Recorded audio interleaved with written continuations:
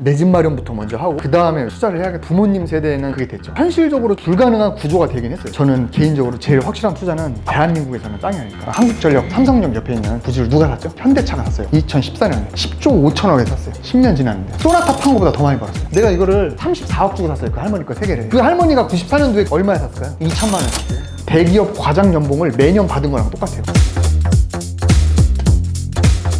직장인이 부를 이루는 가장 현실적인 방법, 허무맹랑한 주제를 가지고 오늘 떠들 거고, 제 소개를 드리면 KT에서 근무를 했어요. 직장 생활을 10년 정도 하다가 2015년에 부동산 투자를 처음 시작했거든요. 그때 부동산 투자 처음 한 게 아파트 갭 투자, 청약, 분양권, 재개발, 부동산 조금만 관심 가지면 알만한 것 있잖아요. 토지, 경매 이런 거 깨작깨작 해봤어요. 2019년도에 땅을 사가지고 건물을 짓기 시작합니다. 직장 다니면서 건축사무소 몰래 가가지고 미팅하고 땅 찾고 해가지고 건물을 짓다가 지금은 8채째 땅을 매입을 해가지고 지금 짓고 있어요. 그래서 뭐 하는 사람이냐 했을 때, 하고 싶은데 돈이 부족하거나 돈은 있는데 혼자 하기에 조금 무섭다라고 하는 분들 같이 해가지고 공투도 좀 하고 있습니다. 여러분 한 달에 솔직히 얼마 저축하세요? 벌어서 쓰기도 바쁘잖아요. 1,000만 원을 저축한다는 것 자체가 사실은 비현실적인데, 그렇게 10년을 저축을 한다. 1년이면 1억 2천이고 10년이면 12억인데, 여러분들 서울의 아파트가 요즘에 나홀로 아파트 이런 거 빼고도 2, 30억 하잖아요. 저축을 해가지고 내 집 마련부터 먼저 하고 그 다음에 투자를 해야겠다. 약간 그런 게 부모님 세대에는 그게 됐죠. 그때는 적금 금리가 막 7, 8% 막 이랬대요. 조금 직장을 안 다녀도 편안하게 하고 싶은 일을 하면서 생계 걱정을 좀 덜고 싶다. 이게 1차적인 거라고 했을 때, 하는 일이 힘들거나 소득이 좀 부족하거나 그런 고민이 있다라고 했을 때 부자 단계로 올라갈 수 있는 유일한 방법은 사실은 투자가 아닌 사업이라고 봐요. 저는 직장 다닐 때는 투자를 해가지고 빨리 부자가 돼야지라고 생각했는데, 막상 진짜 부자가 된 사람들을 보면 결과적으로 사업으로 돈 번 사람이 많은 것 같아요. 사업은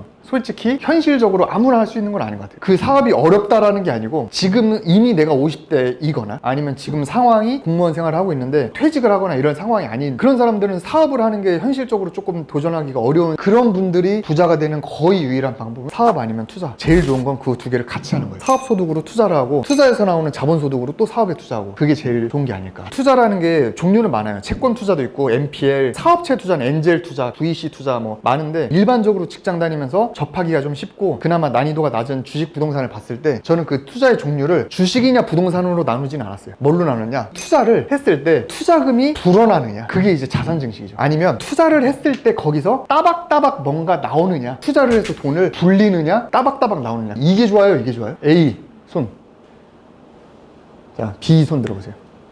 대부분 남자분들이랑 30, 40대가 이걸 원해요. 왜? 내가 지금 벌고 있으니까. 여자분들이 성향이 조금 안정적으로 가고 남자분들이 약간 베팅을 많이 하잖아요. 똑같은 부동산이라 하더라도 종류가 굉장히 많죠. 갭 투자는 뭐예요? 아파트 전세 끼고 사는 거죠. 3, 4년 전에는 그게 좀 좋았는데 요즘에는 역전세 많이 나죠. 재개발, 재건축이 자산 증식의 가장 대표적인 부동산 투자의 대표적인 거예요. 잠실 주공 5단지라든가 압구정 현대아파트 40년 된 아파트를 사죠. 왜 사죠? 그게 재건축이 됐을 때 빵 터지잖아요. 터질 거를 기대하고 사는 거죠. 주식하면 대표적인 삼성전자 주식, 전 주식을 몰라요 잘. 80년대 삼성전자 주식이랑 80년대 목동 아파트랑 비교했을 때 40년이 지났잖아요. 뭐가 더 많이 올랐을까요? 삼성전자 주식이 더 많이 올랐어요. 왜? 주식으로 돈 번 사람 주변에 잘 없고 부동산은 꽤 있는 것 같죠? 주식은 파는 게 쉬워요. 부동산은 파는 게 좀 어렵죠. 현금흐름 같은 경우에 대표적인 부동산에 상가 오피스텔이죠. 주식으로 치면 배당주, 약간 미국 주식이나 그다음에 연금형 이제 투자 상품, 이런 것들은 50대 분들이나 여자분들, 그런 분들이 이제 이런 걸 많이 찾습니다. 자산 증식도 또 두 가지로 나뉘어요. 첫 번째는 수동적인 자산 증식이야. 내가 사놓고 오르는 거를 기대하는 걸 얘기하는 거예요. 대표적인 게 갭 투자랑 재건축, 재개발, 그 다음에 삼성전자 주식, 그 다음에 비트코인이에요. 앞으로 이게 잘 될 거야 라고 유튜브 보고 내가 혼자 판단하는 거지. 그 유튜브에 유명한 사람이 나와서 여기 호재가 있대, 뜬다더라, 뭐 그런 사람 말 듣고 내가 일단 사놔. 근데 이게 오르는 거 안 오르는 거에 대해서 내가 관여를 할 수 있나요, 없나요? 1도 못해요, 1도.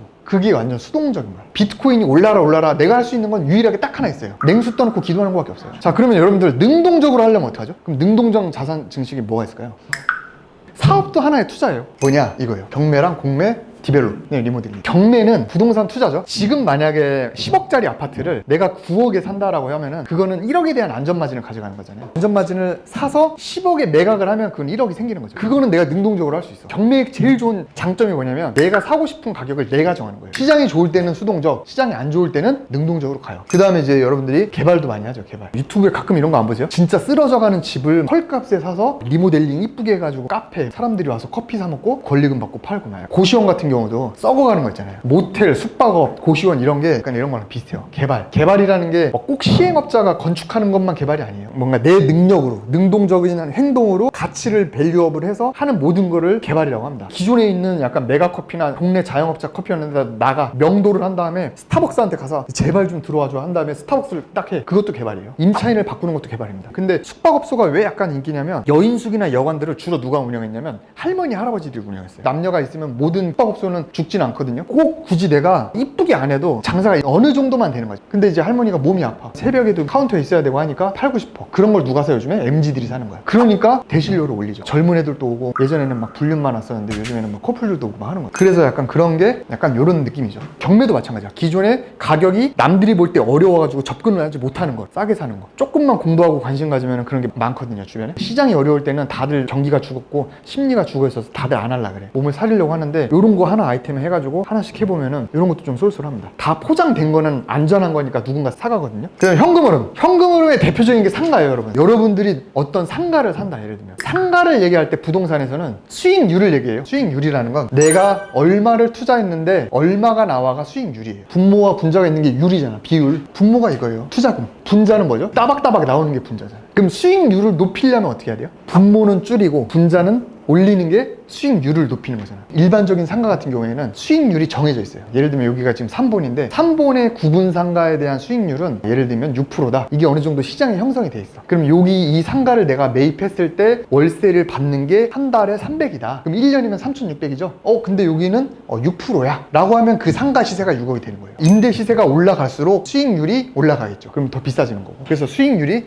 상가에 굉장히 중요하다. 근데 만약에 내가 상가를 그냥 매입한다. 월세 시세라는 거는 다 그대로 있는 거잖아요. 뭐 여기는 300인데 옆에는 400이야? 어느 정도 비슷하잖아요. 수익률이 정해져 있을 때 그냥 6억짜리 사가지고 300 받는 거, 정해진 수익률대로 하는 거, 이거는 그냥 사실은 기존에 세팅되어 있는 수익형 상품을 그냥 매입하는 거죠. 그런 게 사실은 수동적인 현금흐름. 부동산이라는 게 상가도 오르긴 올라요. 지가도 오르죠. 지가가 오르는 게 월세는 300이라 하더라도 일단은 그냥 인플레이션 때문에라도 오르긴 오르는데 그건 차치하는 거죠. 그럼 이것도 능동적으로 할 수 있지. 첫 번째, 들어가는 인풋을 줄이면 되잖아. 그럼 6억짜리를 5억에 사면 돼요. 내가 경매로 사든 부동산 가서 사든 눈탱이로 맞아서 비싸게 사든 어쨌든 월세는 똑같을 거 아니야. 집주인이 경매로 취득했다 해서 너 싸게 샀으니까 나 월세 조금만 낼래, 이거 아니잖아요. 그러면 분자는 똑같아. 그럼 분모를 줄이면 내가 수익률이 올라가는 거 아니야. 그 능동적으로 한 거지. 분모가 그대로야, 예를 들면. 근데 분자로서 내가 올리는 건 뭐가 있어요? 월세가 올라줘야 수익률이 올라가는 거잖아. 결국 거기서 약간 사업 얘기가 나오는 거야. 쪼개야 돼요. 부동산의 진리 중에 하나면 쪼갤수록 수익률이 올라가요. 쪼개는 건 두 가지를 쪼갤 수 있어요. 공간을 쪼개거나 시간을 쪼개거나. 공간을 쪼개는 건 뭐냐, 3룸짜리 방 하나를 그냥 내가 월세 주는 거랑 원룸으로 3개를 쪼개서 월세 주는 거랑 뭐가 더 수익률이 좋을까요? 원룸 3개가 훨씬 좋지, 같은 공간 대비. 여러분 그거 알아요? 고시원이 강남 아파트보다 비싸다, 이런 얘기 아세요? 강남 아파트 84제곱미터면 34평 있잖아요. 강남 아파트가 월세가 얼마야? 예를 들면 400만 원이래. 근데 강남에 고시원을 갔더니 2평짜리가 70만 원이야. 그래서 평당으로 계산하면 고시원이 비싸다, 이런 얘기가 있어요. 결국에 쪼갤수록 단위 면적당 임대료가 높아지거든요. 원룸에서 더 쪼개는 게 뭐야? 고시원이에요. 고시원 더 쪼개. 쉐어하우스, 그 다음에 음악 연습실, 그 다음에 독서실. 독서실은 뭐야? 책상 단위로 팔죠. 제가 지금 원룸 건물을 3개를 갖고 있어요. 세입자가 40명이 좀 안 됩니다. 건물이 예를 들면 6억이다. 6% 정도 수익이 나와요. 서울에 원룸 건물을 지으면 5, 6% 나옵니다, 수익률이. 그럼 6억짜리 건물 사면은 한 달에 300이 나오는 거야. 66에 36, 3,600 나누기 12 하면 300이죠, 월 300. 겨울 되면 보일러 동파됐다고 전화 와요. 바퀴벌레 이만한 거 나왔다고 전화 와요. 여름 되면 막 비 샌다고 전화 와요. 전화 올 때마다 짜증나요. 그럼 막 업체 전화해서 막 고쳐라 하고 확인하고, 나간다고 하면 부동산에 내놔야지. 그게 손품이에요. 전화를 안 받고 똑같이 300만 원 받는 방법이 딱 하나 있어요. 30억이 있으면 돼요.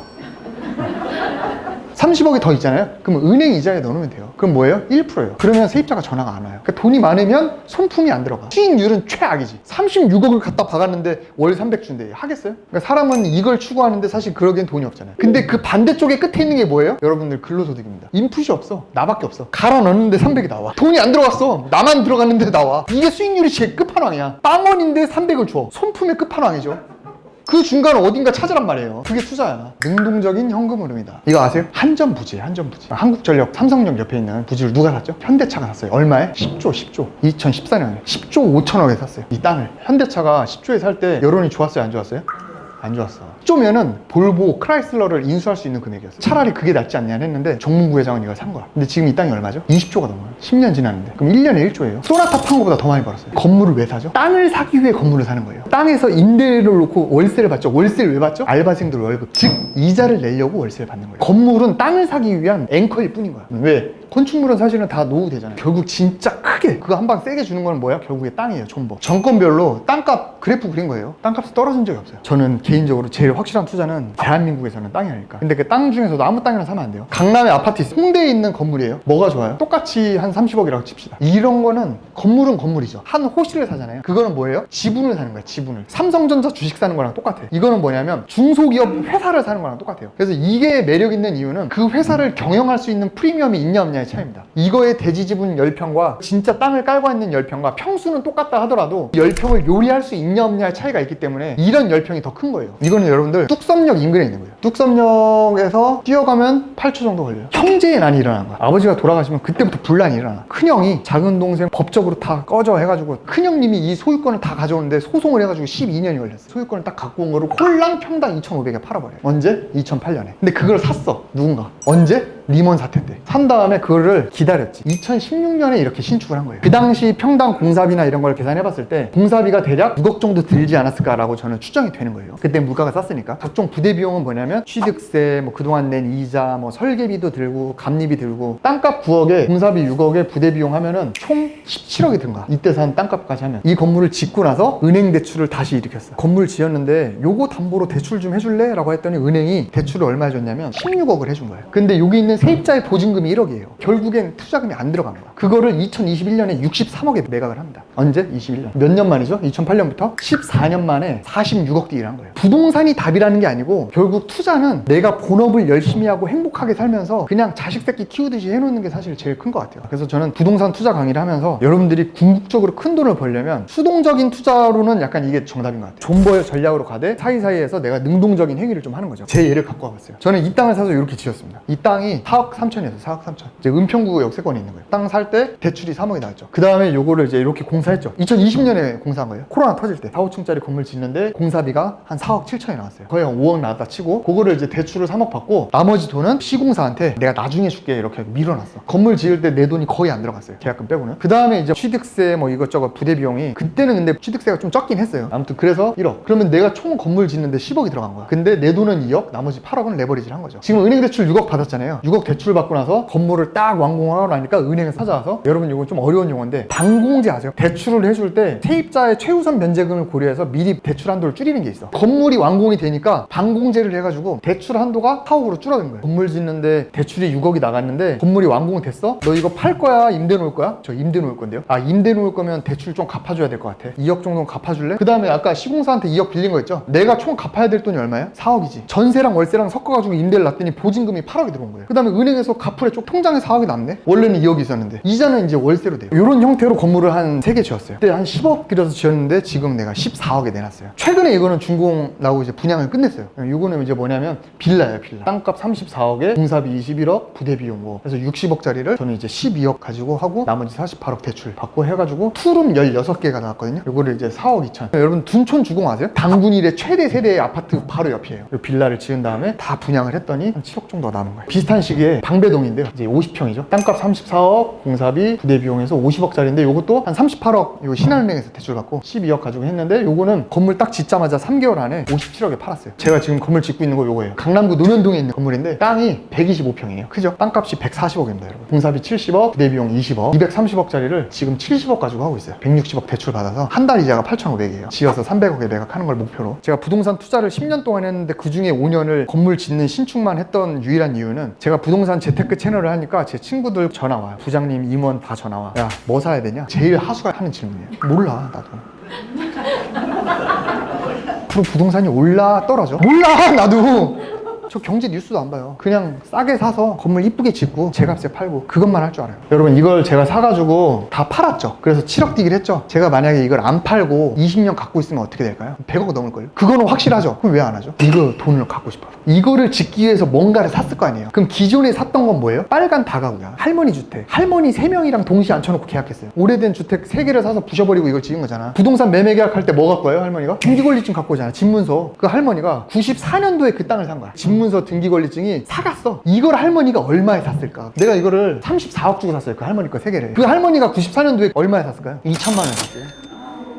그걸 환산해 보잖아요. 대기업 과장 연봉을 매년 받은 거랑 똑같아요. 어쨌든 이 건물 짓는 게 원가랑 매출을 미리 알 수 있어요. 지어서 얼마에 팔 수 있겠구나를 또 미리 알 수 있어요. 얼마를 벌 수 있겠구나를 미리 알 수 있는 게 부동산 투자에서 능동적인 거죠. 그게 약간 이런 거예요. 고시원을 한 번도 안 해본 사람은 있어도 한 번만 한 사람은 없다, 이런 얘기도 있어요. 돈이 되니까 한 번 경험해보는 게 제일 큰 공부거든. 이거는 이제 수강생 사례죠. 강남구 신사 도산대로 이면에 있는 거예요. 논현동 58평을 평당 1억 3,800 주고 샀고, 요거를 개발을 해가지고 이렇게 지었어요. 80억 주고 사서 공사비 19억, 부대 비용 11억, 110억인데 50대 중후반의 여자분이었는데 사업을 많이 하셔가지고 돈이 있어요. 그러니까 대출을 반만 받은 거야. 그래놓고 지금 임대놓고 운영하고 있어요. 10년만 존버하다 팔면 그동안 사업해서 번 돈만큼 벌걸요. 이거는 여러분 성수동이에요. 48평인데 평당 6,450 주고 샀어요. 40대 초중반에 사업하는 남자분이에요. 임대 나가지고 잘 운영하고 있는데, 이분은 특이한 게 뭐냐면 땅을 31억 주고 샀거든요. 공사비 8억에 부대 비용 여차여차 해가지고 한 43억 정도가 들어갔어. 이 43억은 새 건물에 대한 건물값도 포함된 거죠. 이걸 지어놓고 건축물을 뺀 땅값만 탁감을 떠봤더니 땅값만 49억이 나왔어요. 건물은 공짜지. 얼마 만에? 2년 만에. 대출을 30억 받으면 이자가 얼마야? 그럼 월세 받아도 이자 내면 되잖아요. 투자의 정답은 없어요. 다만 제가 말씀드리고 싶은 거는 조급함이 없었으면 좋겠어요. 본업 열심히 하면서, 직장인이시니까 부동산이든 주식이든 고민하고 공부하고 탐구하고 주변에 돈 될 만한 거 관심 가지면 할 게 있어. 부자분들 많이 만나다 보니까 그분들한테 배울 거는 테크닉과 방법, 그런 기술이 아니고 그 자세인 것 같아요. 그렇게 생각하면서 오늘 강의 마치도록 하겠습니다.